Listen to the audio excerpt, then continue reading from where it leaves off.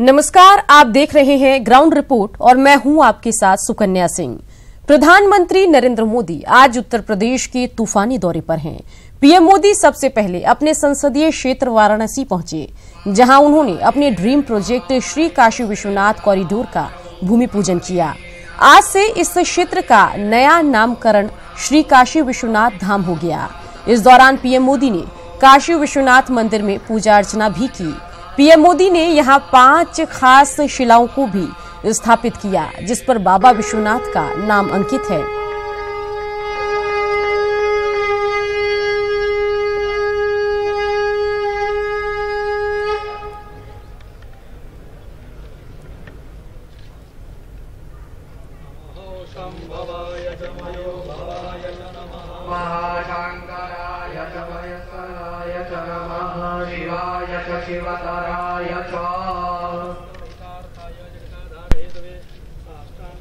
नमस्ते प्रणयेन मया कृतः।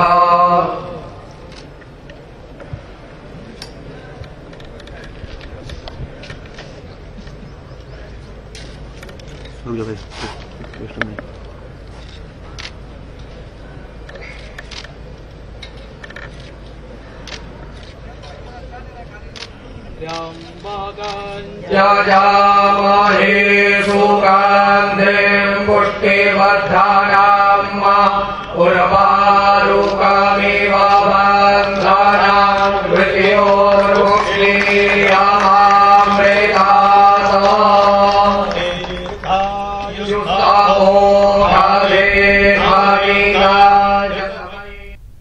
ये काशी विश्वनाथ धाम एक प्रकार से ये भोले बाबा की मुक्ति का पर्व है।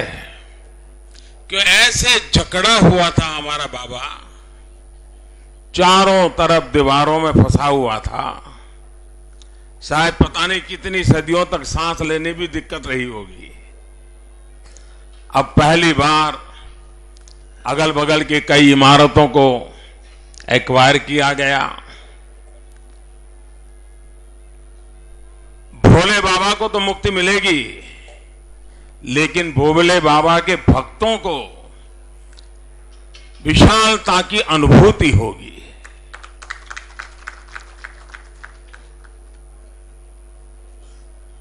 मैं सबसे पहले सरकारी मुलाजिम तो मैंने बहुत देखे हैं, क्योंकि कई वर्षों तक मुख्यमंत्री रहा हूं। और जब सरकार कोई काम दे तो सरकार के मुलाजिम उसको पूरा करने के लिए प्रयास भी करते हैं। लेकिन मुझे आज गर्व के साथ कहना है कि योगी जी ने यहां जिन अफसरों की टीम लगाई है, वो पूरी टीम एक प्रकार से भक्ति भाव से इस काम में लगी है, सेवा भाव से काम में लगी है। दिन रात इसको पूरा करने के लिए, क्योंकि इतनी सारी प्रॉपर्टीज एक्वायर करना, सबको समझाना, सबको साथ लेना, लोगों को भी समझाना, विरोधी और झूठ फैलाने वाले लोगों को भी काटना, उनकी बातों को काटना बड़ा कठिन काम था। बिहार में लोकसभा चुनाव के लिए एनडीए में सीटों का बंटवारा हो गया है, लेकिन उम्मीदवार और सीट का ऐलान अभी तक नहीं हो पाया है। खबर यह है कि जेडीयू एक खास समीकरण के तहत उम्मीदवारों को उतारने की तैयारी कर रही है। रिपोर्ट देखिए।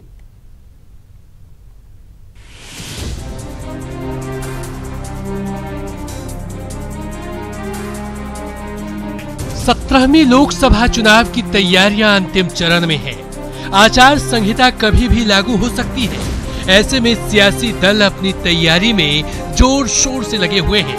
सूबे में एनडीए में सीट का ऐलान हो गया है, लेकिन उम्मीदवार कौन होगा, कौन सीट किस पार्टी को मिलेगी, इस पर अभी भी संशय है। लेकिन जेडीयू एक खास रणनीति को ध्यान में रखकर उम्मीदवार उतारने की तैयारी में है। सूत्रों के हवाले से खबर आ रही है कि जेडीयू की रणनीति उम्मीदवारों को लेकर कुछ ऐसी हो सकती है। युवा उम्मीदवारों पर रहेगा ज्यादा फोकस। अति पिछड़ा उम्मीदवार सबसे मजबूत दावेदार के रूप में उतरेंगे। कुशवाहा उम्मीदवार को मिलेगी तरजीह, सवर्ण उम्मीदवारों को भी तरजीह मिलने की संभावना, दलित और मुस्लिम उम्मीदवारों के लिए खास रणनीति। जाहिर है जेडीयू अपने दो और सहयोगी को जातीय समीकरण को साधने में भी सहयोग करेगी और अपने समीकरण के मुताबिक ठोक बजाकर उम्मीदवार उतारेगी।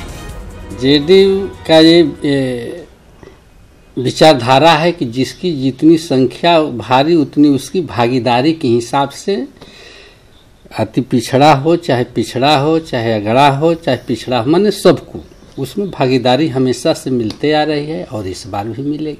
ये समीकरण जो हमारे उम्मीदवार सब दिन से रहे हैं, जो हमारे पार्टी के कट्टर सपोर्टर है, पार्टी के समर्पित सिपाही है, तो वैसे लोगों को भावना की कदर की जाएगी। वैसे लोगों को आम जनता में भी विश्वास रहती है और पार्टी में भी विश्वास रहती है, तो ऐसे लोगों को कदर किया जाएगा। वहीं सवर्ण उम्मीदवार और पार्टी के युवा नेता भी जेडीयू की रणनीति का हवाला देकर इशारों में दावेदारी जता रहे हैं। जहाँ तक लोकसभा के सवाल है तो बड़ी सूझबूझ से आप जानते हैं उनके द्वारा चयनित किया गया कैंडिडेट पर सबको भरोसा रहता है, हम सभी का भरोसा है, वो जो निर्णय लेंगे पूरी पार्टी में इनको स्वीकार्य होगा। बहरहाल 3 मार्च को संकल्प रैली में टिकट के दावेदारों ने भीड़ लाने में अपनी पूरी ताकत झोंक दी थी और जेडीयू ने वैसे उम्मीदवारों की लिस्ट भी बना ली है जिन्होंने रैली में भीड़ जुटाई थी। उम्मीद है कि बहुत जल्द ही तस्वीर साफ होने वाली है। न्यूज 18 के लिए पटना से आनंद अमृतराज की रिपोर्ट। लोकसभा चुनाव राजनीतिक पार्टियों की दहलीज पर दस्तक देने लगा तो कांग्रेस को अपनी सियासी जमीन मजबूत करने की याद आई। बिहार कांग्रेस ने अपने सभी नेताओं को गांव-गांव जाकर जनता से सीधा संवाद करने का निर्देश जारी किया। पार्टी का ये निर्देश खास तौर पर ऐसे नेताओं के लिए है जो अरसे से जनता के बीच नहीं गए हैं।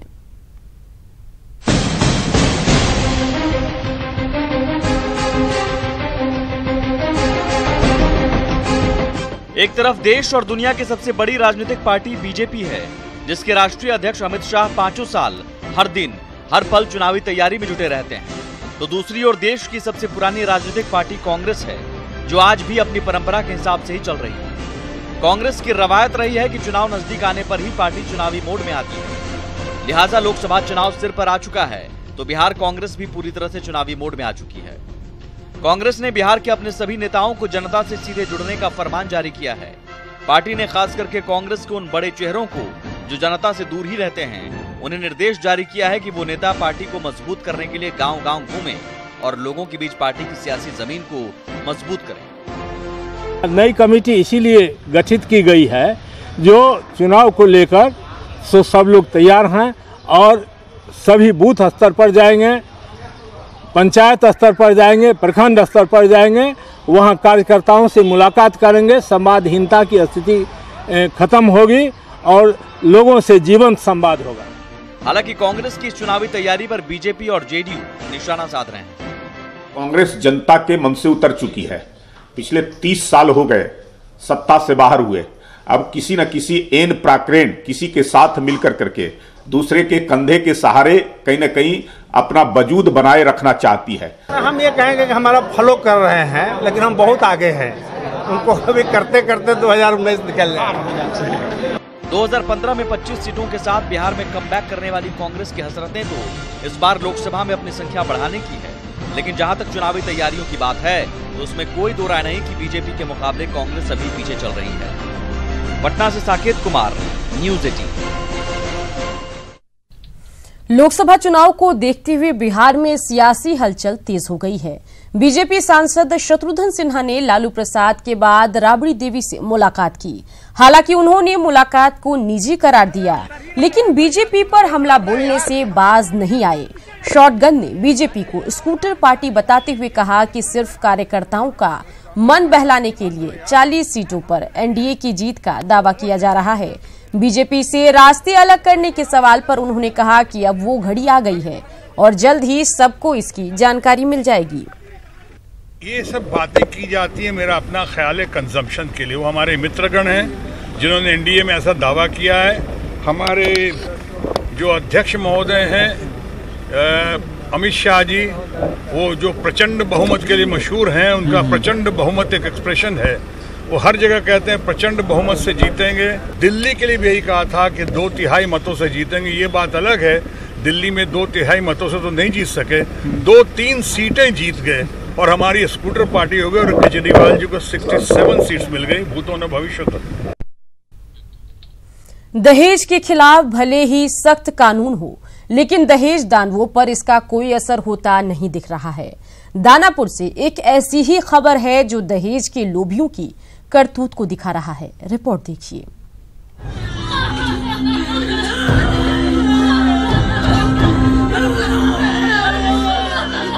रोता, बिलखता, चित्कार करता दानापुर के महुआ का ये परिवार इंसाफ की गुहार लगा रहा है। ये परिवार दहेज दानवों का शिकार है। चंद रुपयों की खातिर इस परिवार की बिटिया रानी को दहेज दानवों ने फांसी लगाकर मार डाला। हत्या के 3 दिन बीत चुके हैं, लेकिन परिवार के आंसू नहीं थम रहे। बताया जा रहा है कि रानी की शादी गौरीचक के रहने वाले संजीत के साथ हुई थी। शादी के बाद से ही हर बार कुछ नई मांग की जा रही थी और पूरा भी कर रहे थे, लेकिन एक साथ 2 लाख रुपए की मांग की गई और नहीं देने पर हत्या कर दी गई।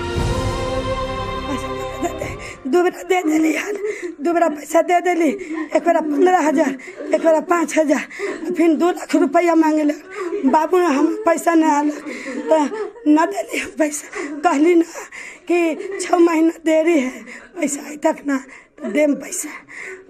तो कि ठीक है, फोन रखिए। रखवा के बाबू के फिर कॉल कैली ना तो कॉल नहीं उठेलक।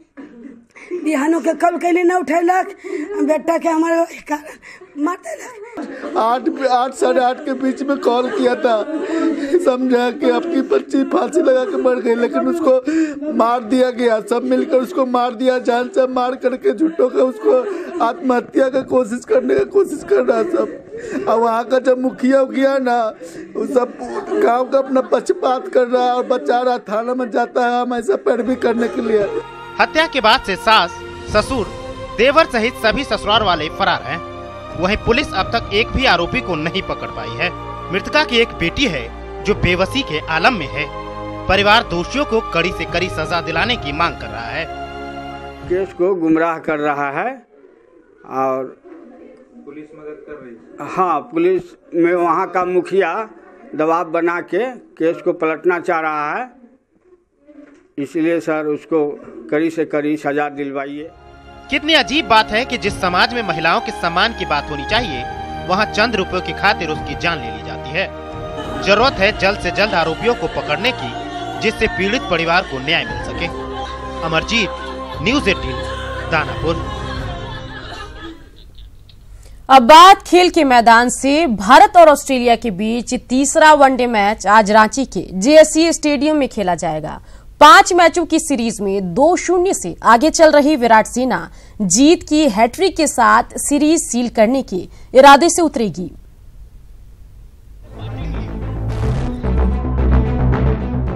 हैदराबाद में कंगारुओं पर विराट पलटवार, नागपुर में मेहमानों पर टीम इंडिया का दोहरा प्रहार।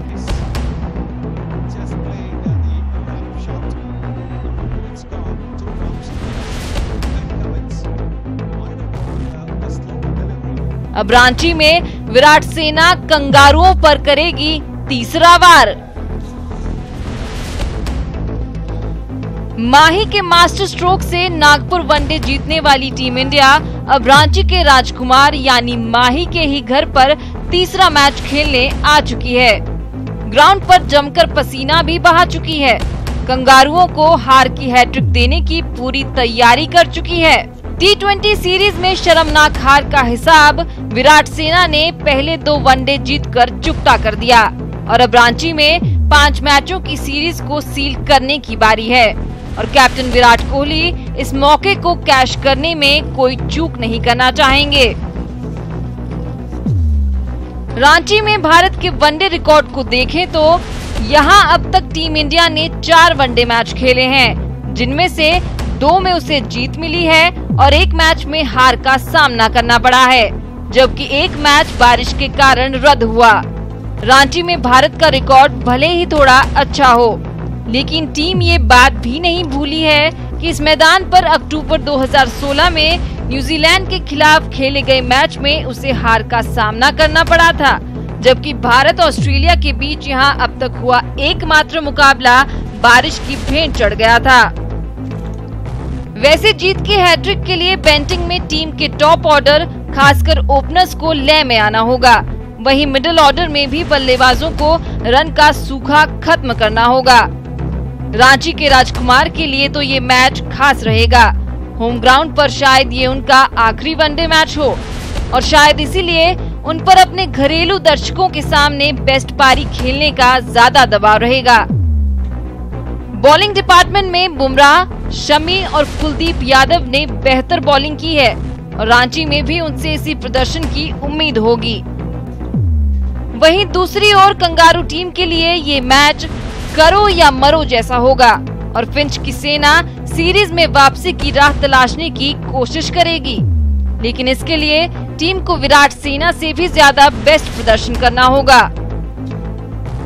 T20 सीरीज में भारत का क्लीन स्वीप करने के बाद वनडे सीरीज में कंगारुओं की चमक फीकी पड़ी है और टीम को सीरीज में अपने लिए कमबैक का दरवाजा खोलना है तो उसे भारत को हर फील्ड में हराना होगा।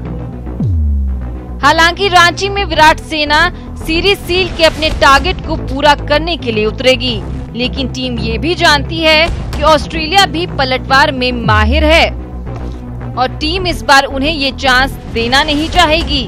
Sports desk, news 18 network. और इसी के साथ इस बुलेटिन में इतना ही। बिहार झारखंड की बाकी खबरों को देखने के लिए आप लॉग इन कर सकते हैं हमारी वेबसाइट पर। बिहार की खबरों के लिए लॉग इन करें news18bihar.com पर और झारखंड की खबरों को जानने के लिए लॉग इन करें news18jharkhand.com पर।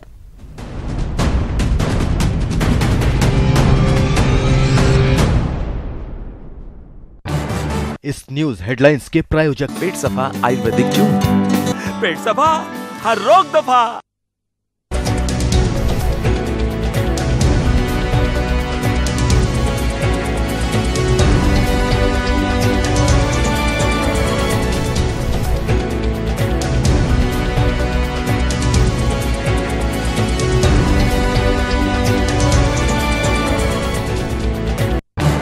इस न्यूज हेडलाइंस के प्रायोजक पेट सफा आयुर्वेदिक जून। पेट सफा, हर रोग दफा।